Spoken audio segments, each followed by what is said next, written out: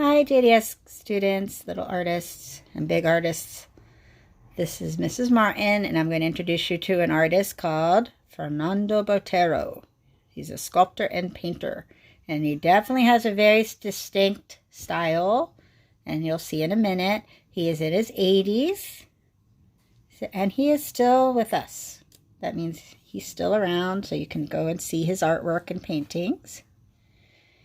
He is a figurative artist and sculptor. He was born in Colombia, South America. He has a signature style, and I'll tell you in a second what a figurative artist is. Also known as Boterismo.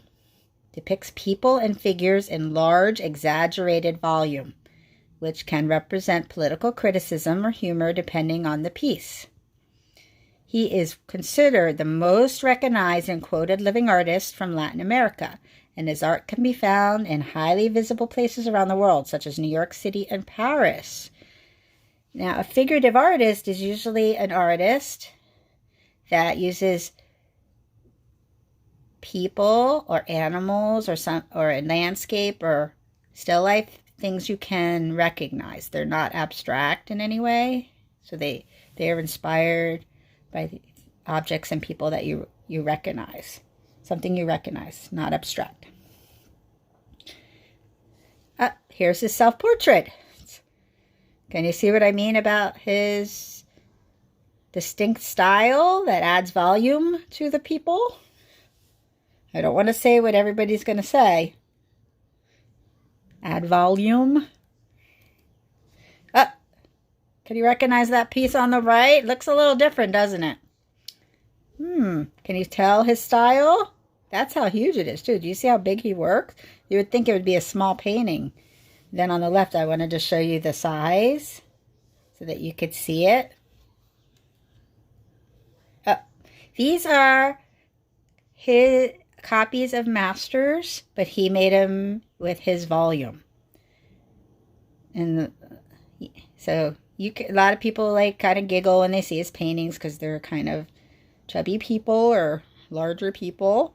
But he's also a sculptor, and a lot of sculptors I know, they like to, even when they're drawing, they like to draw volume.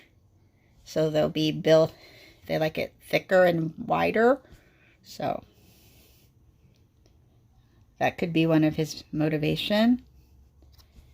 Here's his idea of a flamenco dancer and a ballerina. Even his sculptures, they are pretty thick in volume. Look at a bird, even the bird and the puppy. And the hand. The one on the right is a tribute to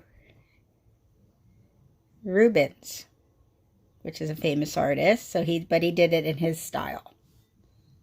Just like the Mona Lisa was a tribute to for Leonardo da Vinci. I was going to say a tribute to Mona Lisa. Even his objects in still life. The left is a tribute to Van Gogh, the sunflowers. But look at how thick and wide everything is in his oranges. Even the pear. Now, there's some people, and there's a lot of art critics that always give you their 2 cents about what they think everything is. They believe the inflated figures are possibly a depiction of the figure's inflated egos and sense of self-importance. There's always people that are trying to tell you what they think your art is. So, he's never said any one way or the other. Musicians. Walking. Look at that dog and cat. I kind of like the dog with the mohawk on the head. It's a very strange little face, though. Even the tigers. The lions are interesting because they're small, right? He did a series on the circus.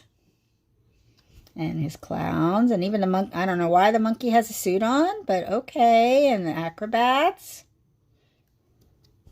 And here are his quotes, some of his quotes, I describe in a realistic form a non-realistic reality. The richness of an artist is the fusion of influences that have shaped his life and work. So that is his quotes. And I hope you like Botero. And I think you'll be able to recognize his pieces anytime you see him, and you know why. But I hope I made you laugh, and I hope you like the art. I'll talk to you guys real soon.